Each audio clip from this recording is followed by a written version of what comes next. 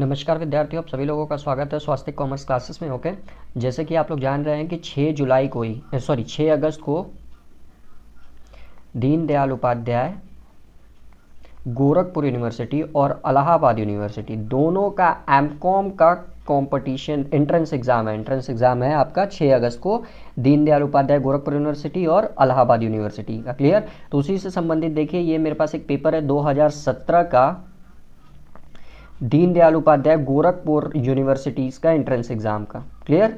Deendayal Upadhyay Gorakhpur university के entrance exam का paper है ये। तो आज देखिए हम लोग ये प्रीवियस ईयर के पेपर को ही सॉल्व कर लेंगे। 2017 का क्वेश्चन पेपर है दीनदयाल उपाध्याय गोरखपुर यूनिवर्सिटी का। तो आप लोग को भी आइडिया हो जाएगा कि 6 अगस्त को अगर किस तरह से परफॉर्म करना है पेपर में, उस तरह का आपको एक आइडिया मिल जाएगा कि हाँ कैसे करना है, कितने क्वेश्चंस आएंगे, अप्रोच क्या होगा क्वेश्चन को सॉल्व करने का, सारा कुछ। ओके, और ये देखिए इलाहाबाद यूनिवर्सिटी वाले बच्चे भी यहाँ से आइडिया ले सकते हैं कि यूनिवर्सिटीज़ में किस हिसाब से पेपर्स आते हैं। क्लियर? तो ये एमकॉम का ही देखिए प्रीवियस ईयर का पेपर है। तो चलिए हम लोग देर ना करते हुए अपनी क्लासेस के शुरू करते हैं। टोटल देखिए 100 क्वेश्चंस होते हैं, 2 घंटे आपको देखिए समय मिलते हैं। 100 क्वेश्चंस 2 घंटे में करने होते हैं, कोई भी नेगेटिव मार्किंग नहीं होती है दीनदयाल उपाध्याय गोरखपुर यूनिवर्सिटीज के एंट्रेंस एग्जाम में। ओके ठीक, तो चलिए देर ना करते हुए हम लोग अपनी क्लासेस को शुरू करते हैं।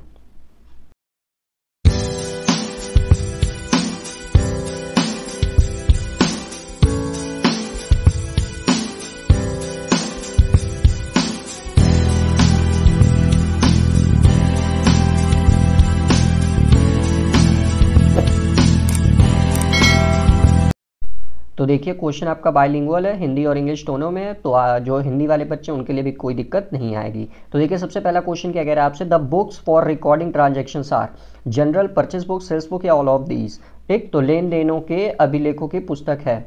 तो रोजनामचा, क्रय बही, विक्रय बही या उपयुक्त सभी। तो सब जान रहे हैं कि जो भी ट्रांजेक्शन्स का रिकॉर्डिंग होता है वो जनरल में भी होता है, परचेस बुक में भी होता है और सेल्स बुक में भी होता है। तो इसीलिए all of above. Question number second देखिए क्या कह रहा है आपसे, accounting records only those transaction which are expressed in monetary terms. देखिए मॉनेटरी टर्म्स यानी कि लेखांकन उन्हीं लेन देन को अभिलिखित करता है जो मौद्रिक इकाई में व्यक्त किए जाते हैं। किसमें? मौद्रिक इकाई में। तो ऐसा होता है किस कॉन्सेप्ट में? डुअल एस्पेक्ट कॉन्सेप्ट में, कॉस्ट कॉन्सेप्ट में, या मनी मेजर कॉन्सेप्ट में, या सेपरेट एंटिटी कॉन्सेप्ट में। तो देखिए क्वेश्चन में ये आंसर था मॉनेटरी टर्म्स यानी कि money measurement concept.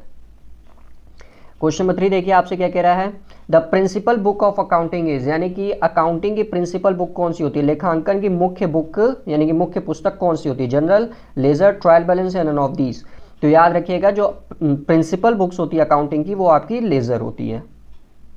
Question number 4 देखिए आपसे क्या कह रहा है, कैश एट बैंक। तो आप लोग को पता होगा कैश एट बैंक हम लोग कहाँ दिखाते हैं, बैलेंस शीट के एसेट साइड में दिखाते हैं। क्लियर? और हम लोग पढ़े हैं एक चीज कि जितने भी एसेट्स होते हैं वो सारे के सारे कौन से अकाउंट्स में आते हैं, रियल्स अकाउंट में आते हैं। तो याद रखिएगा जितने भी एसेट्स होंगे, कैश एट बैंक आप एसेट साइड में दिखाते हैं यानी कि एसेट्स है आपका ये, तो जितने भी एसेट्स होते हैं वो सबके सब कौन से अकाउंट होते हैं, रियल अकाउंट होते हैं। चलिए नेक्स्ट क्वेश्चन की तरफ बढ़ते हैं हम लोग।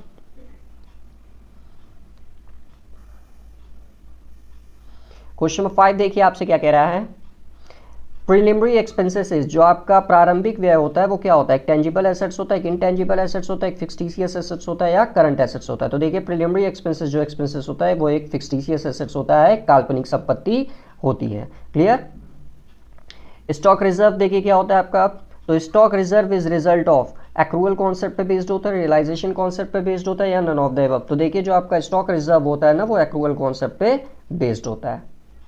नेक्स्ट क्वेश्चन की तरफ बढ़ते हैं, रॉयल्टी अकाउंट इज, तो रॉयल्टी अकाउंट कौन सा अकाउंट होता है, nominal account, personal account, real account या करंट अकाउंट। तो देखिए जो रॉयल्टी अकाउंट आपका होता है ना, ध्यान दीजिएगा, तो रॉयल्टी अकाउंट में क्या होता है, जो आपका एक लेजर होता है, एक लीजी होता है। तो जो लीजी होता है वो लेजर को क्या करता है, पैसे पे करता है एज अ रॉयल्टी के रूप में। तो देखिए एक तरह से उसके लिए एक्सपेंस है और एक के लिए इनकम है, तो इसीलिए कौन सा अकाउंट हो जाएगा, नॉमिनल अकाउंट। क्वेश्चन नंबर 8 देखिए क्या कह रहा है आपसे, on conversion of trial balance of a foreign branch the depreciation is converted at. Okay, जैसे मान लीजिए यूके की कोई कंपनी है, उसका एक ब्रांच क्या बोलते हैं हमारे इंडिया में, समझ रहे हैं आप लोग, तो एक यूके की कंपनी है, उसका ब्रांच हमारे इंडिया में है। तो देखिए यहाँ पे क्या बोल रहे हैं, जब इसके डेप्रिसिएशन को कन्वर्ट करना होगा, अब यहाँ पे देखिए अलग रेट से डेप्रिसिएशन लगता है, हमारे देश में अलग रेट से डेप्रिसिएशन लगता है। तो ये किस रेट पे आपका फॉरेन ब्रांच में कन्वर्ट किया जाता है, ओपनिंग रेट पे, क्लोजिंग रेट पे, एवरेज रेट पे, या the rate at which fixed assets is converted. तो ये हमेशा याद रखिएगा, एवरेज रेट पे कन्वर्ट करके किया जाता है। नेक्स्ट क्वेश्चन की तरफ बढ़ते हैं। क्वेश्चन नंबर 9 देखिए, अब आपसे क्या कह रहा है, which of the following assets is not charge depreciation, यानी कि किस एसेट्स पे डेप्रिसिएशन नहीं लगता है, लैंड, बिल्डिंग, प्लांट और फर्नीचर। तो देखिए सब जानते हैं कि जितने भी फिक्स टेंजिबल एसेट्स होते हैं, फिक्स्ड एसेट्स होते हैं, उस सब पे आपका डेप्रिसिएशन लगता है। और आप कहेंगे कि ये सारा का सारा देखिए फिक्स्ड एसेट्स है, बट लैंड पे डेप्रिसिएशन चार्जेबल नहीं है। क्यों? क्योंकि इसका देखिए ये आपका मतलब बढ़ने वाला प्राइस है, और डेप्रिसिएशन क्या करता है, किसी भी एसेट्स की वैल्यू को घटाता है। लेकिन लैंड एक उसका एक्सेप्शनल्स है। जैसे देखिए आज आप कोई लैंड क्या बोलते हैं 1 लाख रुपए का खरीद लिए, लेकिन अभी 10 साल बाद इसको आप बेचते जाएंगे तो इसी 1 लाख का आपको 10 लाख से ऊपर मिल जाएगा। समझ रहे हैं ना आप लोग? तो इसीलिए क्या बोलते हैं, लैंड जो होता है वो आपका एक नॉट चार्जेबल फिक्स्ड एसेट्स है, जिस पर डेप्रिसिएशन आपका चार्ज नहीं होता है। चलिए नेक्स्ट क्वेश्चन की तरफ बढ़ते हैं। क्वेश्चन नंबर 10 देखिए आपसे क्या कह रहा है, in the books of head office, head office यानी कि ब्रांच अकाउंट का क्वेश्चन है। In the books of head office the balance of goods send to branch account is transfer to, यानी कि हेड ऑफिस की बुक में जब हम लोग कोई क्या बोलते हैं, जो बैलेंस होता है, क्या होता है, जो बैलेंस होता है, किसका balance, goods send to branch account का, तो इसको किस में ट्रांसफर कर देते हैं, तो ये याद रखिएगा credit side of trading account में इसको ट्रांसफर कर दिया जाता है।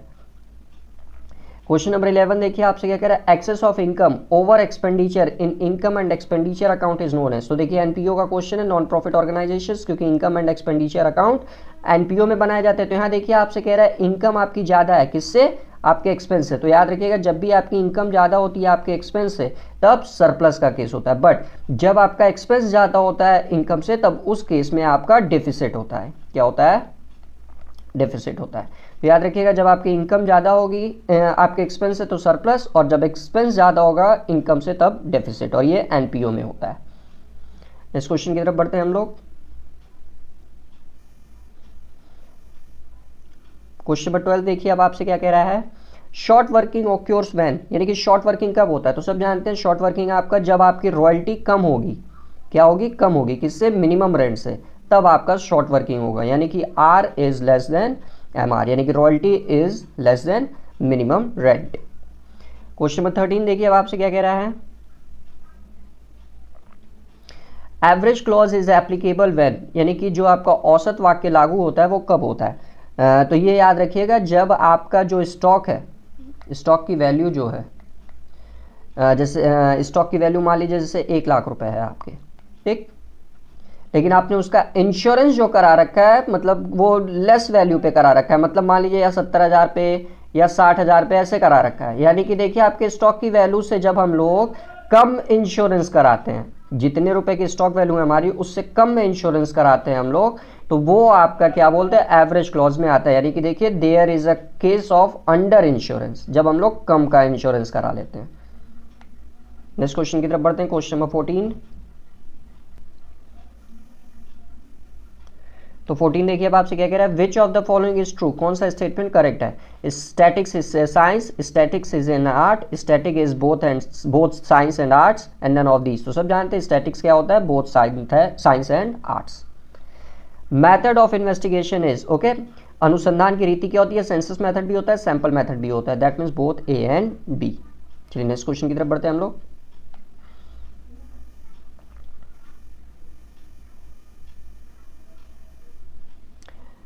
क्वेश्चन नंबर 16 देखिए, government publication is source of, तो या primary data secondary data both है, नन ऑफ दिस। तो याद रखिएगा जितने पब्लिश्ड डेटा होते हैं, जितने भी पब्लिश्ड डेटा होते हैं, भले वो गवर्नमेंट के हों या प्राइवेट के हों या किसी के भी हों, जितने भी पब्लिश्ड डेटा होते हैं, बार बार याद बोल रहा हूं, जितने भी आपके पब्लिश्ड डेटा होते हैं, सारे के सारे पब्लिश्ड डेटा जो होते हैं वो सेकेंडरी डेटा के तहत आते हैं। याद रखिएगा published data always lie in the secondary data.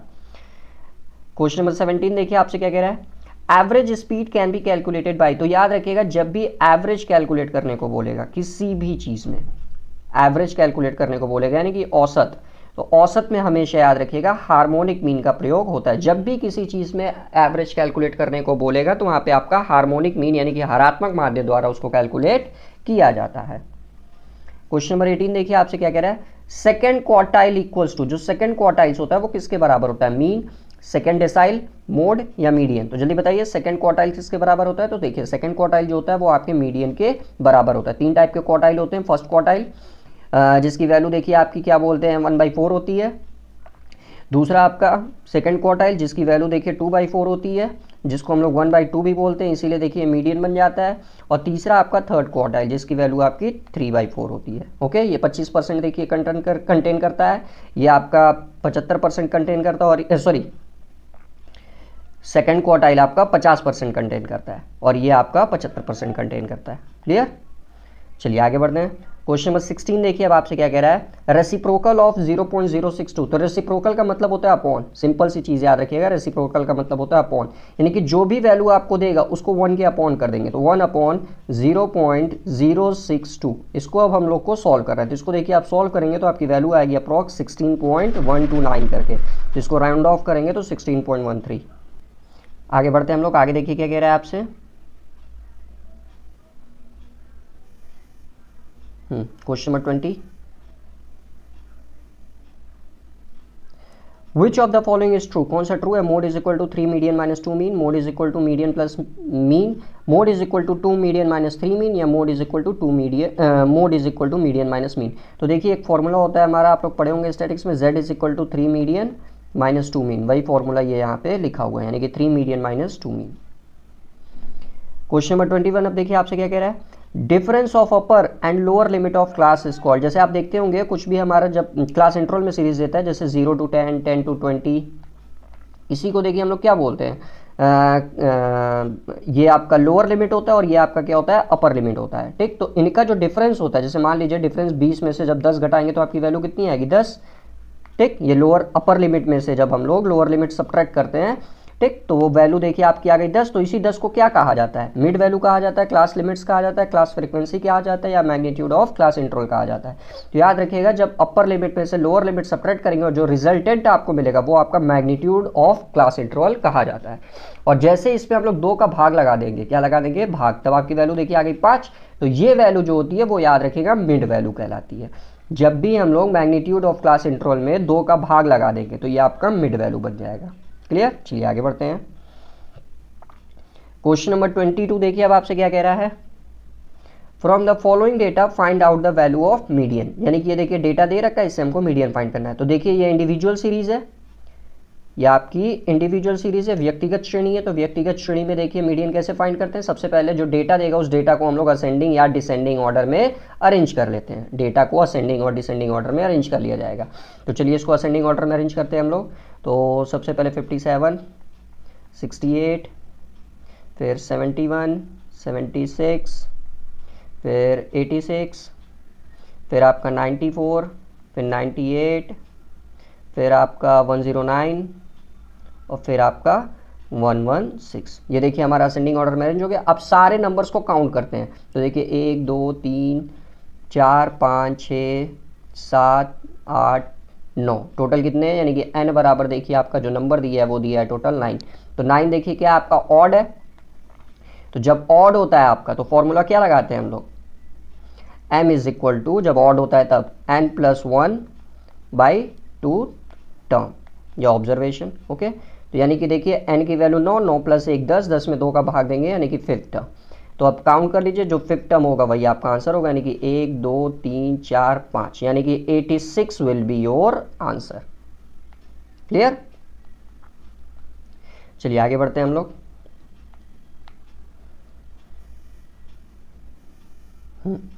Question number 23 देखिए आपसे क्या कह रहा है अब, इफ स्टैंडर्ड डेविएशन इज 15, यानी कि स्टैंडर्ड डेविएशन देखिए आपका दे दिया है 15 और मीन दे दिया है 30 sorry.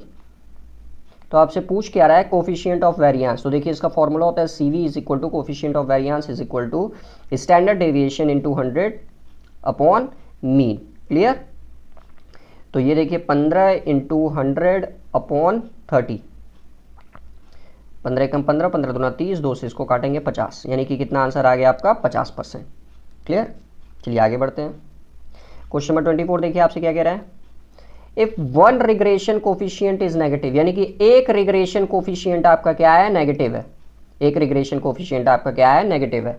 The other regression coefficient will be, तो दूसरा रिग्रेशन कोफिशिएंट क्या होगा, पॉजिटिव, नेगेटिव, पॉजिटिव और नेगेटिव या नन ऑफ दीज। तो जल्दी आंसर करिए कि एक रिग्रेशन आपका नेगेटिव है, ठीक, तो दूसरा रिग्रेशन कोफिशिएंट क्या होगा। तो याद रखिएगा हमेशा जब एक रिग्रेशन आपका नेगेटिव होगा तो दूसरा भी नेगेटिव ही होगा, ठीक, और एक जब आपका पॉजिटिव होगा तो दूसरा भी पॉजिटिव ही होता है। समझ रहे हैं ना आप लोग। तो इसीलिए देखिए इसमें एक रिग्रेशन कोफिशिएंट अगर आपका नेगेटिव था तो दूसरा भी नेगेटिव बन जाएगा, और अगर एक पॉजिटिव होता तो दूसरा भी क्या बन जाता, पॉजिटिव ही बन जाता।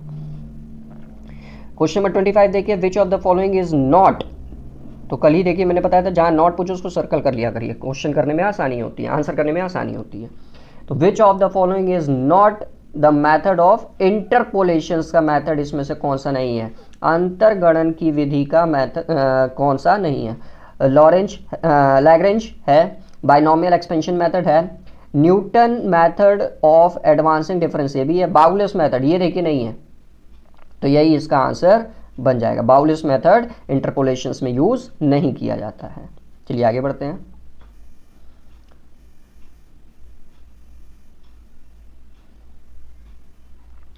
क्वेश्चन नंबर देखिए अब 26 से अगर है, the father of scientific management is, scientific management के फादर कौन है।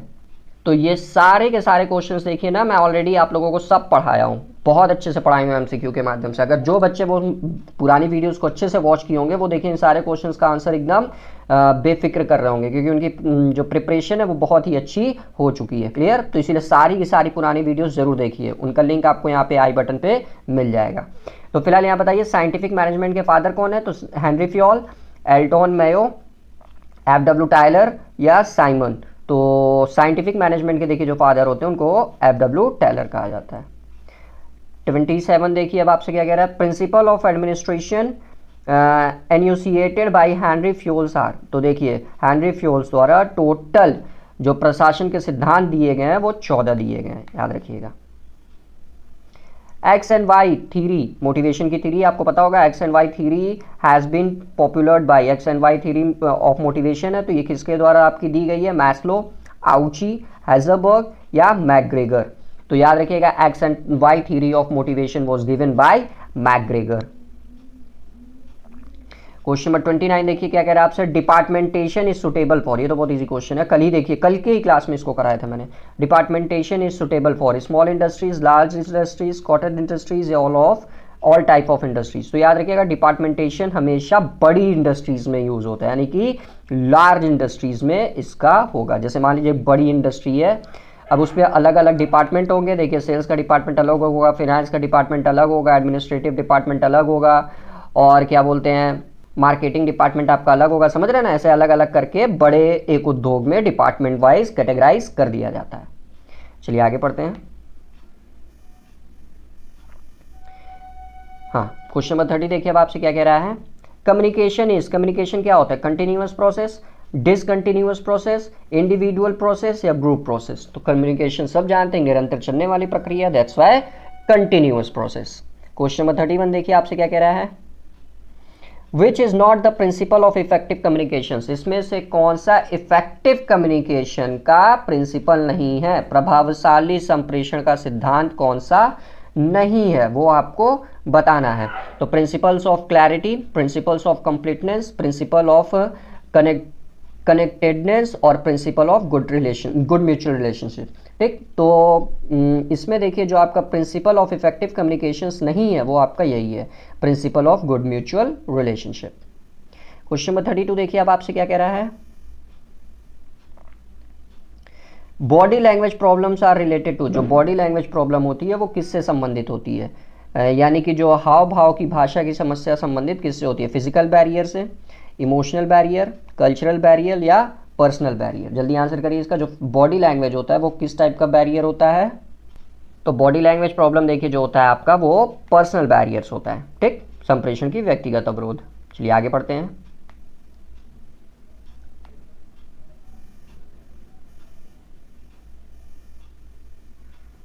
क्वेश्चन नंबर 33 देखिए अब आपसे क्या कह रहा है, फॉल्टी ट्रांसलेशन रिलेट्स टू, त्रुटिपूर्ण अनुवाद का संबंध है। त्रुटिपूर्ण का अनुवाद का संबंध किससे? इमोशनल बैरियर से, सेमेंटिक बैरियर से, फिजिकल बैरियर से या नॉन वर्बल बैरियर से। तो याद रखिएगा त्रुटिपूर्ण अनुवाद यानी कि फॉल्टी ट्रांसलेशन का संबंध सेमेंटिक बैरियर से है। ठीक, देखिए हिंदी में लिखा भी था संप्रेषण के शब्दार्थ संबंधित अवरोधों से। चलिए आगे पढ़ते हैं। क्वेश्चन नंबर 34 देखिए अब आपसे क्या कह रहा है। The response receive to a message is called, यानी कि किसी संदेश का जवाब होता है इनकोडिंग, डिकोडिंग, फीडबैक या चैनल। तो देखिए जब आप कोई मैसेज रिसीव कर लेते हैं तो उसके बिहाफ में आप क्या करते हैं, उसको फीडबैक प्रोवाइड कराते हैं। That means option C will be correct. 35 देखिए अब आपसे क्या कह रहा है। Development of positive attitude is the first aim of, यानी कि देखिए जो आपका क्या बोलते हैं पॉजिटिव एटीट्यूड का जो डेवलपमेंट होता है, पॉजिटिव एटीट्यूड का जो डेवलपमेंट होता है वो सर्वप्रथम किसके विकास की ओर फोकस करता है, यानी कि धनात्मक दृष्टिकोण का विकास प्रथम उद्देश्य होता है। Effective communication, effective listening, communications development या पर्सनालिटी डेवलपमेंट। तो याद रखिएगा दृष्टिकोण, एटीट्यूड या आपका प्रभावशाली संप्रेषण पे निर्भर करता है, इसीलिए सबसे पहला उद्देश्य इसका यही होता है, इफेक्टिव कम्युनिकेशंस। क्वेश्चन नंबर 36 देखिए, बहुत इजी क्वेश्चन है। स्वॉट एनालिसिस, ओ स्टैंड फॉर, तो एस सब जानते हैं आपका स्ट्रेंथ होता है, डब्ल्यू आपका देखिए वीकनेस होता है,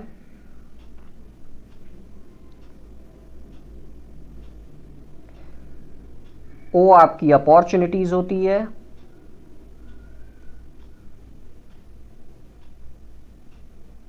और टी जो होता है आपका वो थ्रेट्स होता है। क्लियर? तो आपसे ओ पूछा था, ओ मीन्स अपॉर्चुनिटीज। ओके, चलिए आगे बढ़ते हैं हम लोग। 37 देखिए आपसे क्या कह रहा है। Which of the following is not a form of grape wine, यानी कि अंगूर लिलिता संप्रेषण का स्वरूप नहीं है। फीडबैक, गॉसिप, रूमर या इनफॉर्मल ग्रुप। तो याद रखिएगा जो फीडबैक होता है वो कभी भी अंगूर लिलिता संप्रेषण यानी कि ग्रेप वाइन का पार्ट नहीं होता है। नेक्स्ट पढ़ते हैं। क्वेश्चन नंबर 38 देखिए आपसे क्या कह रहा है। Semantic problem is related to, semantic problem किससे संबंधित होता है? Badly expressed message, badly listening message, ineffective channel या इनइफेक्टिव कोडिंग। तो सेमेंटिक प्रॉब्लम देखिए जो संबंधित होता है आपका वो संबंधित होता है बैडली एक्सप्रेस्ड मैसेज से। चलिए आगे बढ़ते हैं। क्वेश्चन नंबर 39 देखिए आपसे क्या कह रहा है। फिडलन मॉडल इज रिलेटेड टू, जो फिडलन मॉडल है वो किससे संबंधित है? तो फिडलन मॉडल लीडरशिप, मोटिवेशंस, कम्युनिकेशंस या लिसनिंग। तो जल्दी बताइए फिडलन मॉडल किससे संबंधित है? तो फिडलन मॉडल याद रखिएगा हमेशा आपका लीडरशिप से संबंधित है। चलिए आगे बढ़ते हैं हम लोग।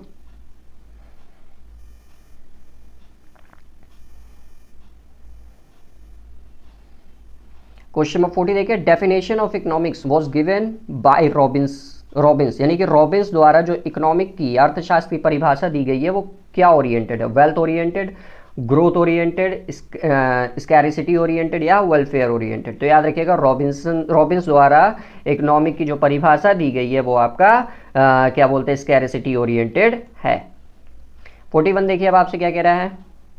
According to the ordinal approach utility is, यानी कि क्रमवाचक दृष्टिकोण के अनुसार उपयोगिता होती है सब्जेक्टिव, अनमेजरेबल, डायनेमिक या ऑल ऑफ द अबव। तो देखिए जो ऑर्डिनल अप्रोच होता है वो इसमें सब होगा क्योंकि वो सब्जेक्टिव भी होता है, अनमेजरेबल भी होता है और डायनेमिक भी होता है। क्वेश्चन नंबर 42 देखिए अब आपसे क्या कह रहा है। In case of substitute the cross elasticity of demand is, यानी कि सब्सटीट्यूट की परिस्थिति में जो क्रॉस इलास्टिसिटी ऑफ डिमांड होता है वो क्या होता है? जीरो होता है, इक्वल होता है, नेगेटिव होता है या पॉजिटिव होता है? तो देखिए ये आपका पॉजिटिव होता है। कैसे पॉजिटिव होता है? जैसे मान लीजिए ए प्रोडक्ट है और एक बी प्रोडक्ट है। ए प्रोडक्ट क्या है? बी प्रोडक्ट का सब्स्टिट्यूट है। ठीक, तो जब देखिए ए प्रोडक्ट की प्राइस बढ़ेगी, याद रखिएगा ए प्रोडक्ट की प्राइस बढ़ेगी तो बी प्रोडक्ट की डिमांड ऑटोमेटिकली बढ़ जाएगी। ए प्रोडक्ट का जब देखिए प्राइस इंक्रीज करेगा तो बी प्रोडक्ट का देखिए जो डिमांड है वो ऑटोमेटिकली बढ़ जाएगा, यानी कि देखिए दोनों बढ़ ही रहा है तो इसीलिए देखिए पॉजिटिव अप्रोच दिखाता है। 43 देखिए आपसे क्या कह रहा है। आप average revenue is equal to marginal revenue under oligopoly, monopoly, perfect competition या ड्यूपोली। तो जल्दी बताइए जो एवरेज रेवेन्यू आपका होता है वो मार्जिनल रेवेन्यू के बराबर होता है। ये किस केसेस में होता है, तो ये याद रखिएगा आपका परफेक्ट कॉम्पिटिशन की स्थिति में होता है। चलिए आगे बढ़ते हैं।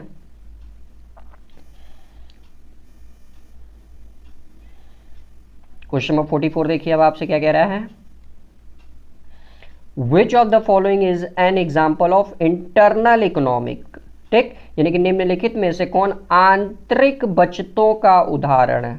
निम्नलिखित में से कौन आंतरिक बचतों का उदाहरण है। Technical economics, economics of concentrations, economic of information, या ऑल ऑफ द एबव। तो क्या बोलते हैं, जो आपका बचते हैं, ये तीनों बचते देखिए जो दिया हुआ है, लाइक टेक्निकल, इकोनॉमिक्स और कंसंट्रेशंस और इकोनॉमिक ऑफ इंफॉर्मेशन, ये सारी की सारी आपके इंटरनल इकोनॉमिक का हिस्सा बन जाएंगी। चलिए आगे बढ़ते हैं। क्वेश्चन नंबर 45 देखिए आपसे क्या कह रहा है, firms are price taker under. ठीक, जो फर्म कीमत ग्रहण करने वाली होती है किस में भैया, ओलिगोपोली में, मोनोपोलिस्टिक कॉम्पिटिशंस में, इम्परफेक्ट कॉम्पिटिशंस में, या परफेक्ट कॉम्पिटिशंस में। तो देखिए फर्म्स जो प्राइस टेकर होती है वो आपका परफेक्ट कॉम्पिटिशंस में होती है। किस में होती है, परफेक्ट कॉम्पिटिशंस में। 46 देखिए आपसे क्या कह रहा है, dash profit is included in price, यानी कि कीमत में डैश लाभ सम्मिलित होता है, ग्रॉस, नेट, नॉर्मल या एबनॉर्मल। तो देखिए नॉर्मल लॉस हमेशा, नॉर्मल प्रॉफिट हमेशा प्राइस में इंक्लूड होता है। 47 देखिए, माइक्रो इकोनॉमिक्स यानी कि सूक्ष्म अर्थशास्त्र किसका अध्ययन करता है, general price level, product pricing, national income, या प्रॉब्लम ऑफ पॉवर्टी। तो जल्दी से आंसर करिए आप। जो आपका माइक्रो इकोनॉमिक होता है, सूक्ष्म अर्थशास्त्र होता है, वो किसका अध्ययन करता है, तो वो देखिए आपका प्रोडक्ट की प्राइसिंग से संबंधित अध्ययन करेगा, क्योंकि ये बाकी के बाकी जितने हैं, मतलब ये और ये मैक्रो का हिस्सा है, माइक्रो का नहीं। चलिए आगे बढ़ते हैं।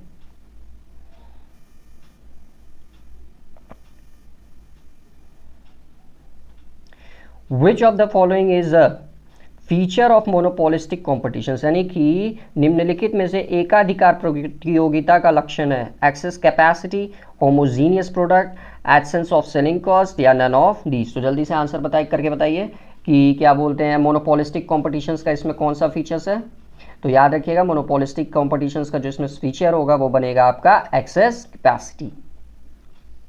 49 देखिए अब आपसे क्या कह रहा है, price rigidity is observed in, यानी कि कीमत दृढ़ता परिलक्षित होती है इसमें, मोनोपोली में, मोनोपोलिस्टिक कॉम्पिटिशन्स में, ओलिगोपोली में, या परफेक्ट कॉम्पिटिशन्स में। तो याद रखिएगा प्राइस रिजिडिटी जो होती है वो आपकी ओलिगोपोली में होती है। किस में होती है, ओलिगोपोली। चलिए नेक्स्ट पढ़ते हैं। Which of the following is a functions of money, यानी कि मुद्रा के कार्य कौन से हैं इसमें से, store of value, medium of exchange, standard of deferred payment, या ऑल ऑफ द एबव। मूल्य का संग्रहण, विनिमय का माध्यम, स्थगिती का भुगतान प्रमाप, या उपयुक्त सभी। तो याद रखिएगा फंक्शंस ऑफ मनी में ऑल ऑफ द एबव हो जाएगा। 51 देखिए आपसे क्या कह रहा है, हाई पावर्ड मनी इंक्लूड्स, यानी कि उच्च शक्ति मुद्रा में शामिल किया जाता है, currency with public, demand deposit with banks, other deposit with RBI, और ऑल ऑफ द एबव। तो हाई पावर मनी में सारे के सारे शामिल किए जाते हैं। नेक्स्ट पढ़ते हैं। Quantitative credit control measures do not include, यानी कि देखिए जो आरबीआई द्वारा मॉनेटरी पॉलिसी अनाउंस की जाती है तो उसमें क्रेडिट को कंट्रोल करने के लिए क्या मेजर नहीं किया जाता है। ठीक, तो सबसे पहले देखिए आइए शॉर्ट में समझा देता हूं आपको क्वांटिटेटिव और क्वालिटेटिव के बारे में, तब इसलिए आप लोग आंसर कर पाएंगे। तो देखिए क्या बोलते हैं, जब टूल्स ऑफ मनी कंट्रोल की बात की जाएगी तो देखिए दो प्रकार के होते हैं, एक तो होता है आपका क्वांटिटेटिव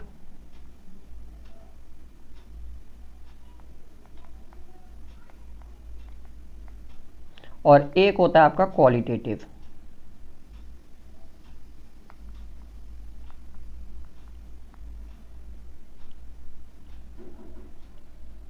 ठीक, तो देखिए क्वांटिटेटिव में आपका आता है repo rate, reverse repo rate, bank rate, CRR, SLR,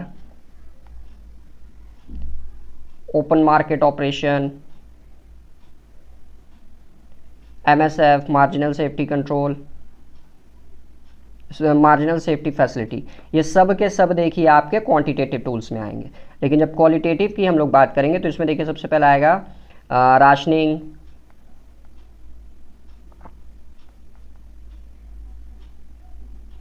फिर आता है आपका क्या बोलते हैं राशनिंग के बाद से मोरल प्रेशर, मोरल प्रेशर, फिर उसके बाद से देखिए आता है आपका क्या बोलते हैं एक्शन। ये सब के सब क्वालिटेटिव में आते हैं। क्लियर? तो ये आपका क्वांटिटेटिव और ये क्वालिटेटिव। तो इसमें आपसे पूछा था कि क्वांटिटेटिव कंट्रोल नहीं है, तो बैंक रेट है, सीआरआर है और ओपन मार्केट ऑपरेशंस भी है, यानी कि डिफरेंशियल इंटरेस्ट रेट नहीं है। चलिए आगे पढ़ते हैं। 53 देखिए अब आपसे क्या कह रहा है। The apex development bank for agriculture credit in, यानी कि भारत में कृषि वित्त हेतु शीर्ष विकास बैंक है नाबार्ड। नाबार्ड की स्थापना आप सब जानते होंगे कब हुई है, 12 जुलाई 1982। फिर सिडबी की स्थापना आपकी देखी हुई थी 2 अप्रैल 1990 को। फिर आरआरबी रीजनल रूरल बैंक, इसकी स्थापना 26 सितंबर 1975 को हुई थी। और आरबीआई तो आप सब जानते हैं कि इसकी स्थापना 1 अप्रैल 1935 को हुई थी। क्लियर? तो इसमें से आपको बताना है कि भारत में कृषि वित्त हेतु शीर्ष स्थान कौन सा है, तो वो देखिए नाबार्ड है। ओके, नेक्स्ट पढ़ते हैं। 54 मुद्रा बैंक इज कंसर्न्ड विथ, मुद्रा बैंक किससे संबंधित है, agriculture finance, micro finance, industrial finance या नन ऑफ द अबव। तो देखिए मुद्रा इसी में इसका आंसर है। ठीक, आइए पहले इसका फुल फॉर्म बता देता हूं, तब आप लोग इसका इजीली आंसर कर पाएंगे। Micro units development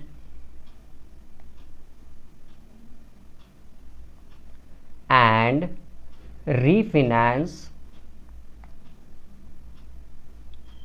agency limited. Okay, इसकी शुरुआत हमारे इंडिया में फिनेंशियल ईयर 2016 में हुई थी। क्लियर? तो क्वेश्चन में देखिए आंसर था, मैंने जैसे कहा था, तो माइक्रो यूनिट्स डेवलपमेंट यानी कि सूक्ष्म व्यवसाय को ये वित्त प्रदान करने की सुविधा देता है, तो ये देखिए माइक्रो फाइनेंस हो जाएगा। ओके, चलिए आगे बढ़ते हैं। क्वेश्चन नंबर 55 देखिए क्या कह रहा है आपसे। Auditing begins where, accounting ends, accounting यहाँ खत्म होता है, ऑडिटिंग का काम वहीं शुरू होता है, तो 55 का बी। चलिए आगे बढ़ते हैं हम लोग। क्वेश्चन नंबर 17, मैं 17 कह रहा हूँ, 56 sorry.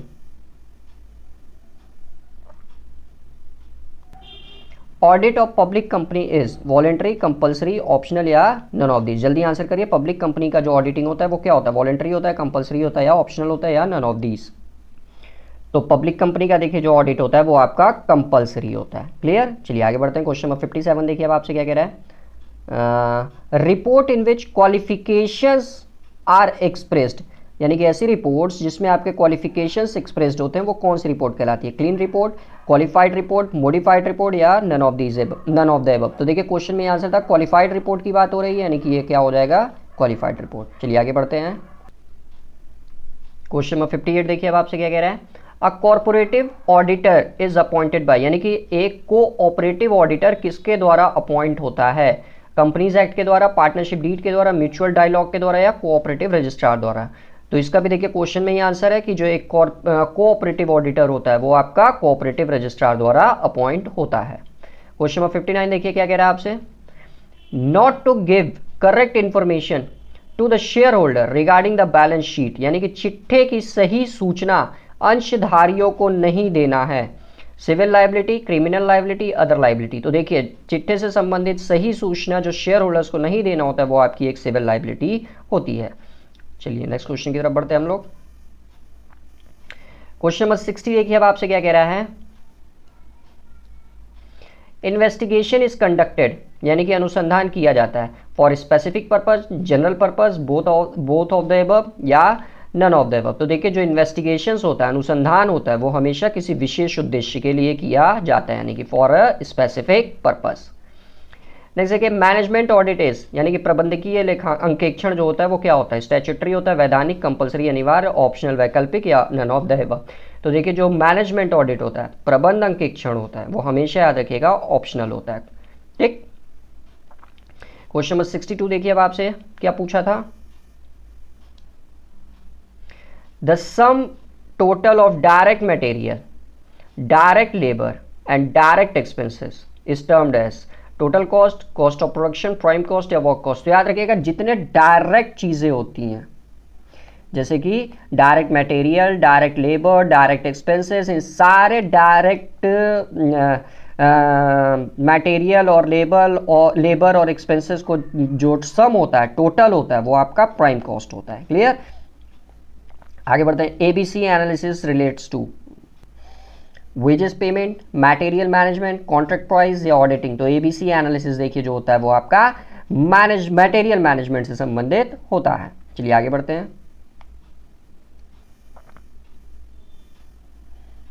Question number 64, the use of LIFO method is, यानी कि last in first out method कब यूज किया जाना सुटेबल होता है? जब प्राइस हाई हो, at falling price, at constant price या in all the above cases. तो लीफो मेथड देखिए तब यूज किया जाता है जब आपकी प्राइस हाई हो, एट राइजिंग प्राइस। ठीक, चलिए आगे बढ़ते हैं। 65 देखिए आपसे क्या कह रहा है। टेंडर प्राइस इंडिकेट्स, जो आपका निविदा मूल्य होता है वो क्या बताता है? टेंडर प्राइस क्या बताता है? Total production cost, cost of sales, estimated selling price and none of the above. तो टेंडर प्राइस देखिए हमेशा एक एस्टिमेटेड सेलिंग प्राइस बताता है। क्वेश्चन नंबर 66 देखिए आपसे क्या होता है। Fix cost per unit increase when, यानी कि देखिए आपका फिक्स कॉस्ट पर यूनिट कब बढ़ेगा? जब आपका प्रोडक्शन वॉल्यूम डिक्रीज करेगा। याद रखिएगा ये नेगेटिव रिलेशन शो करता है। जब प्रोडक्शन वॉल्यूम आपका घटेगा तो फिक्स कॉस्ट बढ़ जाएगा, और जब प्रोडक्शन हम लोग अपना बढ़ा देंगे पर यूनिट, फिक्स कॉस्ट आपका देखिए पर यूनिट तब घट जाएगा, और जब हम लोग अपने प्रोडक्शन को इंक्रीज कर देंगे, क्या कर देंगे? प्रोडक्शन को अपने इंक्रीज कर देंगे, तो जो फिक्स कॉस्ट होगा पर यूनिट वो आपका डिक्रीज कर जाएगा। तो ये इनवर्सली आपका रिलेशन बताता है, इसलिए fix cost per unit increase करेगा। कब करेगा? जब आपका प्रोडक्शन वॉल्यूम डिक्रीज होगा। 67 देखिए अब आपसे क्या कह रहा है। In the absence of any clear information, joint office overheads will be allocated in the ratio of, यानी कि किसी स्पष्ट सूचना के अभाव में संयुक्त कार्यालय ऊपरी व्यय का विभाजन डैश के अनुपात में किया जाएगा। यानी कि अगर कोई इंफॉर्मेशन ना दे तो जो आप ऑफिस ओवरहेड्स निकालेंगे वो किसके आधार पर निकालेंगे? Direct wages, factory overheads, work cost या नन ऑफ द अबव। तो ये देखिए हमेशा वर्क कॉस्ट और फैक्ट्री कॉस्ट पे निकाला जाता है। क्लियर? यानी कि option C will be correct. चलिए आगे बढ़ते हैं अब हम लोग।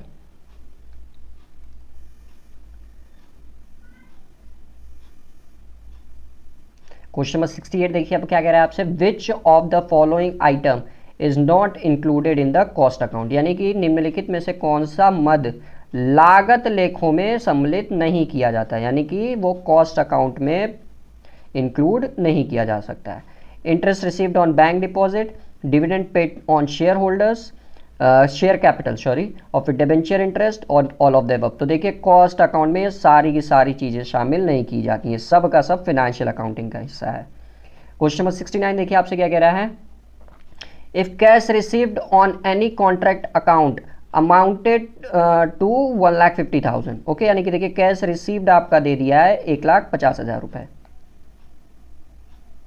फिर आगे बोल रहा है 80% ऑफ वर्क सर्टिफाइड, जो वर्क सर्टिफाइड का कितना परसेंट है? 80% है। तो आपका वर्क सर्टिफाइड कितना होगा वो आपसे पूछ रहा है। तो इसका देखिए एक फॉर्मूला लगता है छोटा सा। Work certified is equal to cash received into 100 upon percentage of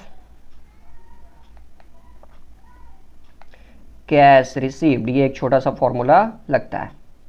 तो इसको देखिए जब सॉल्व करेंगे हम लोग तो कैश रिसीव्ड हो रहा है आपको 1,50,000 इंटू 100 और परसेंटेज ऑफ वर्क सर्टिफाइड 80%। इसको सॉल्व करेंगे, 0 से 0 गया, 2 से काटेंगे, 2 चौका 8 और 8 से डायरेक्ट इसको काट देते हैं। 8 एकम 8, 8 से इसको काटेंगे तो 8 एकम 8, 7 इधर आएगा आपका, फिर 8 9 64, फिर 6 इधर आएगा आपका, 8 7 56, फिर 5, यानी कि 1875000 सॉरी। तो ये आपका करेक्ट आंसर हो जाएगा ऑप्शन सी। 70 देखिए आपसे क्या कह रहा है। Which method of costing is used in hospital, hospital में किस टाइप के लागत पद्धति का प्रयोग किया जाता है? Job costing, unit costing, operating costing या नन ऑफ द अबव। तो जितने भी याद रखिएगा क्या बोलते हैं, सर्विस प्रोवाइडर सेक्टर होते हैं। कौन से, सर्विस प्रोवाइडर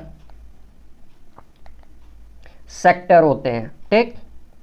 उन सारे सेक्टर्स में ऑपरेटिंग कॉस्टिंग का प्रयोग किया जाता है। चलिए आगे बढ़ते हैं।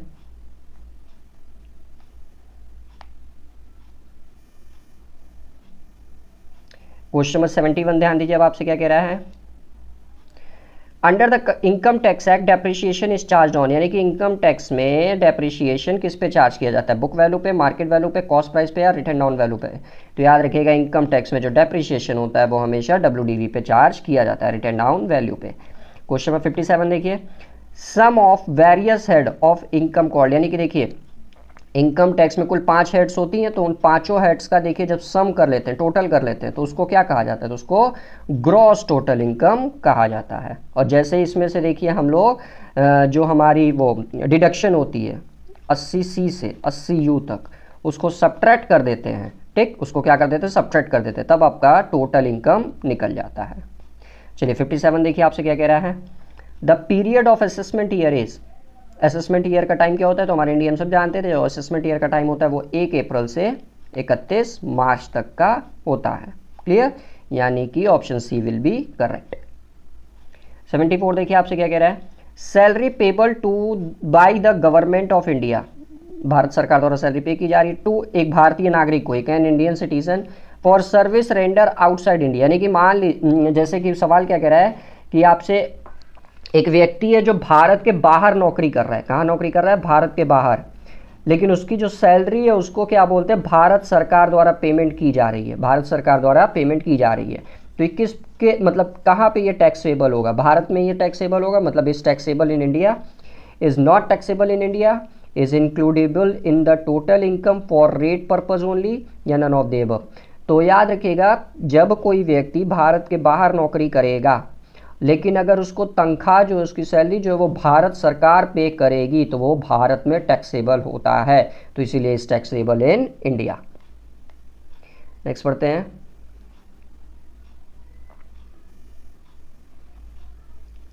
क्वेश्चन नंबर 75 देखिए आपसे क्या कह रहा है। Under which head the pension is taxable, यानी कि किस हेड में पेंशन टैक्सेबल होता है, income from salary, income from other sources, capital gain या नन ऑफ द अबव। तो पेंशन देखिए आपका इनकम फ्रॉम सैलरी हेड में टैक्सेबल होता है। 75 देखिए आपसे क्या कह रहा है।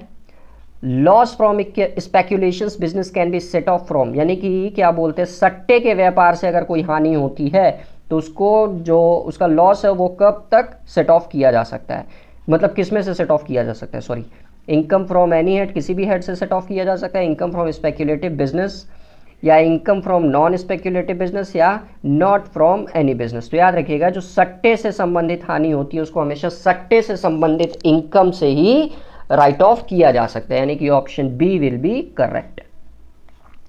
77 देखिए अब आपसे क्या कह रहा है। The liability of partners in a partnership firm is, यानी कि पार्टनरशिप फर्म में जो फर्म पार्टनर्स की लाइबिलिटी होती है, पार्टनर्स की लाइबिलिटी होती है वो क्या होती है, लिमिटेड होती है, अनलिमिटेड होती है, limited to the shares of their capital in the firm या नन ऑफ दीज। तो याद रखिएगा जो एक पार्टनरशिप फर्म में जो पार्टनर्स की लाइबिलिटी होती है वो हमेशा अनलिमिटेड होती है। चलिए आगे बढ़ते हैं।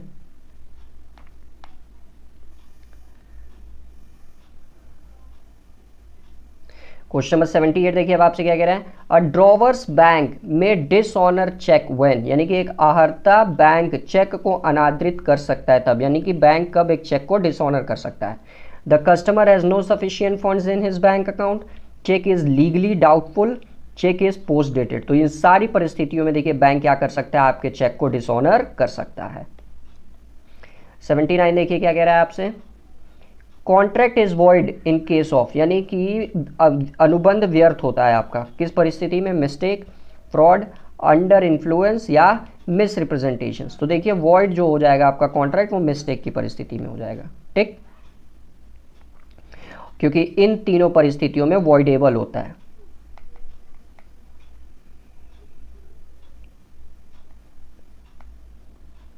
क्योंकि देखिए जानबूझकर ये किया जाता है, तो जैसे ही क्या बोलते हैं जो कॉन्ट्रैक्टी होता है उसको इसके बारे में पता चलता है तो वो जाकर मुकदमा कर देता है, जिससे कि जो कॉन्ट्रैक्ट हो चुका है वो बाद में फिर टूट जाता है, इसीलिए वॉइडेबल होता है।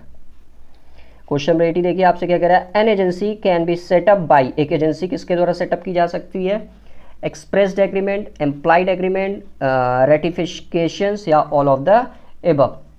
तो एक एजेंसी देखिए आपका इन चारों माध्यम के थ्रू सेटअप की जा सकती है। क्वेश्चन नंबर 81 देखिए क्या कह रहा है आपसे, a contract for the benefit of the minor is, यानी कि एक अवयस्क के लिए लाभ का अनुबंध होता है, वैलिड, वॉइड, वॉइडेबल या इलीगल। ठीक, तो जो एक माइनर के लिए, एक अवयस्क के लिए जो लाभ होता है वो पूरा का पूरा वैलिड होता है। क्वेश्चन नंबर 82 देखिए अब आपसे क्या कह रहा है, a company is an artificial person having, ठीक है, अ सेपरेट लीगल एंटिटी, बिल्कुल सही है, परपेचुअल ससेशन ये भी बिल्कुल सही है, कॉमन सेल ये भी बिल्कुल सही है, यानी कि इसका आंसर देखिए बन जाएगा all of the above. Clear. Question number 83 अब आपसे देखिए क्या कह रहा है, a company that can be formed only by one man, यानी कि एक कंपनी जो सिर्फ एक व्यक्ति द्वारा बनाई जा, एक वुमेन या मैन द्वारा बनाई जा रही है अंडर द कंपनीज एक्ट 2013, तो ये क्या कहलाती है, ओपीसी कहलाती है, वन पर्सन कंपनी। नेक्स्ट देखिए, अ प्रोस्पेक्टस इज, प्रोस्पेक्टस क्या होता है, an offer itself, an acceptance to offer, an invitation to offer या नन ऑफ द अबव। तो देखिए जब कंपनी को शेयर्स इशू करने होते हैं तो कंपनी उससे पहले क्या करती है, प्रोस्पेक्टस इशू करती है, यानी कि देखिए कंपनी ऑफर देती है, that means an invitation to offer. Question number 85 देखिए अब आपसे क्या कह रहा है, share capital of a company includes, यानी कि कंपनी के शेयर कैपिटल में क्या शामिल किया जाता है, equity, preference, both equity and preference, none of the above. तो शेयर कैपिटल में देखिए बोथ इक्विटी एंड प्रेफरेंस शामिल किए जाते हैं। नेक्स्ट पढ़ते हैं,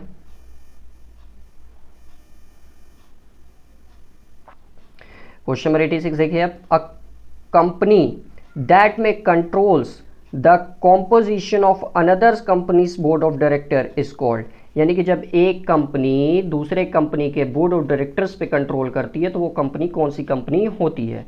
जैसे मान लीजिए एक कंपनी है और वो बी कंपनी के बोर्ड ऑफ डायरेक्टर्स पे क्या कर रही है, कंट्रोल कर रही है, तो कौन सी कंपनी होगी, तो ए देखिए आपका होल्डिंग कंपनी बन जाता है और बी आपका यहाँ पे सब्सिडरी कंपनी, यानी कि holding company will be correct. चलिए अब 87 देखते हैं, which of the following can not be registered as a member of a company, यानी कि एक कंपनी के मेंबर के रूप में कौन रजिस्टर नहीं हो सकता, president of India, company, a minor in case of partly paid shares या रजिस्टर्ड ट्रेड यूनियन। तो हमेशा याद रखिएगा एक कंपनी की परिस्थिति में एक माइनर कभी भी क्या बोलते हैं, मेंबर नहीं रजिस्टर्ड हो सकता है। क्वेश्चन नंबर 88 देखिए अब आपसे क्या कह रहा है, which of the following have voting right to vote on every resolution, यानी कि किसको प्रत्येक प्रस्ताव पर वोट देने का अधिकार होता है, प्रेफरेंस शेयर होल्डर, इनको कोई वोटिंग राइट्स नहीं होता, डिबेंचर होल्डर ये इनको भी कोई वोटिंग राइट्स नहीं होता, इक्विटी शेयर होल्डर इन्हीं को एक होता है। 89, विच of the following is not included in micro economics, यानी कि कौन सा माइक्रो इकोनॉमिक्स में शामिल नहीं किया जाता है, यानी कि वो किस में शामिल होगा, तब मैक्रो में होगा। ठीक, तो इसमें से कौन सा मैक्रो में शामिल किया जाता है, सप्लायर, कस्टमर, पीपल या मैन्युफैक्चरर, जल्दी बताइए। तो जो मैन्युफैक्चरर होगा वो एक्चुअली माइक्रो नहीं, तब यहाँ पे एक सेकेंड, जैसे देखिए आप लोग जानते होंगे जो इसके बांटा जाता है इकोनॉमिक्स को, वो देखिए दो पार्ट में बांटा जाता है, एक इंटरनल होता है और एक एक्सटर्नल होता है इसके एनवायरनमेंट को। ठीक, अब एक्सटर्नल देखिए दो पार्ट में बढ़ता है, एक माइक्रो और एक मैक्रो, समझ रहे हैं ना आप लोग। तो यहाँ पे आपका मैक्रो एक्चुअली नहीं पूछा था, यहाँ पे एक्चुअली था सवाल आपका कि विच of the following is not included in micro economics. तो देखिए सप्लायर, कस्टमर, पीपल ये सब के सब माइक्रो इकोनॉमिक्स का हिस्सा होता है, लेकिन जो मैन्युफैक्चरर होता है वो इंटरनल इन्वायरमेंट का हिस्सा होता है, किसका, इंटरनल का, तो इसीलिए D will be correct. Question number 90 देखिए अब आपसे क्या कह रहा है, the main source of national income is in India, income in India is service sector, agriculture sector, industrial sector या नन ऑफ दीज। तो जल्दी बताइए नेशनल इनकम में कौन सा सेक्टर का सबसे बड़ा योगदान है, तो देखिए सर्विस सेक्टर जो होता है उसका सबसे बड़ा रोल होता है हमारे नेशनल इनकम में, ठीक। ये लगभग क्या बोलते हैं 53.89% होता है, समझ रहे हैं ना आप लोग, 53.89% होता है। और जो आपका दूसरा सेक्टर देखिए होता है इंडस्ट्रियल सेक्टर, इसका आपका लगभग कॉन्ट्रीब्यूशन 25.92% होता है। और जो पहला होता है हमारा एग्रीकल्चर, प्राइमरी सेक्टर में ही आता है, तो इसका देखिए आपका सबसे कम होता है 20.19 के आसपास। क्लियर, ये 3 सेक्टर्स का टोटल होता है। चलिए आगे बढ़ते हैं हम लोग। क्वेश्चन नंबर 91 देखिए आपसे क्या कह रहा है, in India national income is estimated by, यानी कि भारत में नेशनल इनकम, राष्ट्रीय आय की गणना किसके द्वारा की जाती है? NITI Aayog, finance commission, central statistical organisation या रिजर्व बैंक ऑफ इंडिया। तो भारत में नेशनल इनकम की गणना सेंट्रल स्टैटिस्टिकल ऑर्गेनाइजेशन के द्वारा की जाती है। नेक्स्ट पढ़ते हैं हम लोग।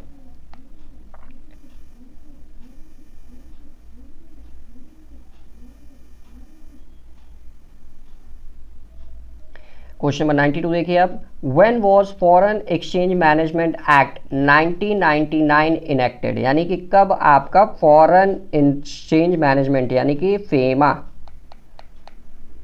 इनेक्ट में आया? तो देखिए 1999, तो 29 दिसंबर 1999 will be correct.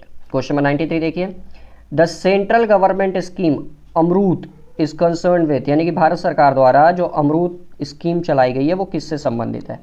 Village transformation, pure drinking water supply, child health scheme या अर्बन ट्रांसफॉर्मेशन से?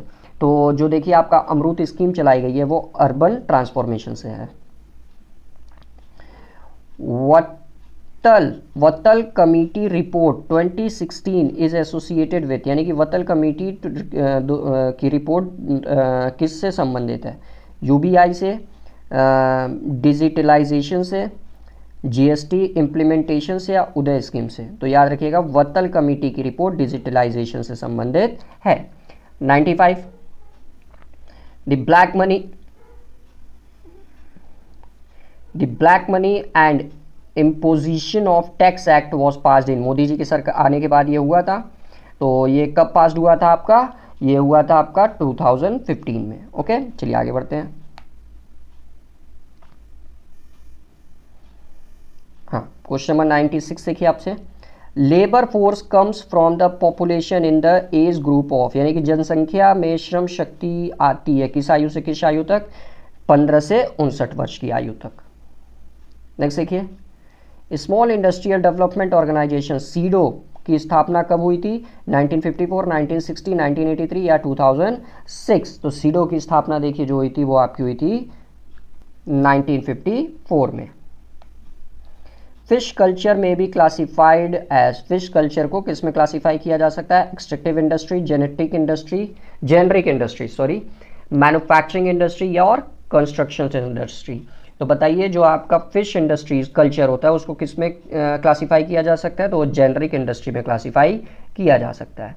चलिए आगे बढ़ते हैं। 99, seed money is needed most, यानी कि बीज पूंजी की सबसे ज़्यादा आवश्यकता कब होती है? In establishment stage, in development stage, in expansion stage या इन मॉडर्नाइजेशन स्टेज? तो देखिए सीड यानी कि बीज बोना है, तो बीज जब बोना है तो आप अपने प्रारंभिक अवस्था में बोएंगे, यानी कि इस्टेब्लिशमेंट स्टेज में इसमें। ओके, और ये देखिए लास्ट क्वेश्चन आज का, entrepreneurship is innovative functions who said, यानी कि किसने कहा है कि एंटरप्रेन्योरशिप एक इनोवेटिव फंक्शंस है? प्रोफेसर मेहता, शुम्पेटर, ड्रकर या स्टेपनिक? तो एंटरप्रेन्योरशिप इज इनोवेटिव फंक्शंस, ये शुम्पेटर ने कहा है। ओके, तो ये देखिए आपके डीडीयू के 2017 के, दीनदयाल उपाध्याय गोरखपुर यूनिवर्सिटी 2017 के पूरे पेपर का, एमकॉम के पेपर का सॉल्यूशन था। 6 जुलाई को देखिए आपकी परीक्षा है, तो इसीलिए अच्छे से प्रिपरेशन करिए आप लोग, ताकि अच्छे से आप लोग अपना परफॉर्म कर सके परीक्षा में। ठीक, तो कल भी देखिए एक प्रीवियस ईयर्स का क्वेश्चंस मैं आप लोग को सॉल्व करा दूंगा, ताकि आप लोग की तैयारी और भी सुगम और अच्छे से हो सके। तो अच्छे से आप लोग पढ़ाई करते रहिए, पुराने के पुराने जितने एमसीक्यू के क्वेश्चंस करा रखा हूँ उन सारे क्वेश्चंस के थ्रू अपना रिवीजन करते रहिए आप लोग। और पुरानी वीडियोस की सारी लिंक आपको नीचे डिस्क्रिप्शन बॉक्स में मिल जाएगी, तो इसीलिए डिस्क्रिप्शन बॉक्स जरूर देखें, और नहीं तो चैनल पर भी विजिट करके आप लोग प्लेलिस्ट सेक्शंस में एमसीक्यूज वाले सारे क्वेश्चंस देख सकते हैं। ठीक, तो चलिए मिलते हैं कल की क्लासेस में, तब तक अच्छे से आप लोग पढ़ाई करते रहिए।